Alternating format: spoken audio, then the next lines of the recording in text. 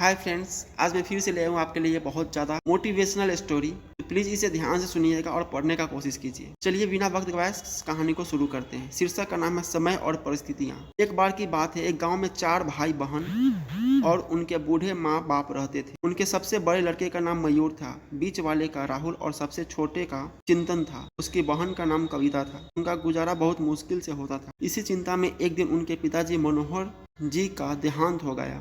मनोहर जी खेती का काम करते थे, जिससे कि वे अपने परिवार को 2 वक्त की रोटी प्रदान कर सके। लेकिन उनकी मृत्यु के बाद कोई भी ऐसा व्यक्ति नहीं था जो उनके घर का खर्चा उठा सके। लेकिन राहुल को पढ़ाई में रुचि थी। उसको पढ़ने के लिए उसकी माँ ने गहने बेच डाले और उसका विद्यालय में दाखिला करवा दिया। देखते ही देखते राहुल अपनी कक्षा में अव्वल आने लगा और कुछ साल बाद उसकी सरकारी नौकरी लग गई, जिससे उनके घर के हालात ठीक हो गए। कविता की उम्र निकली जा रही थी।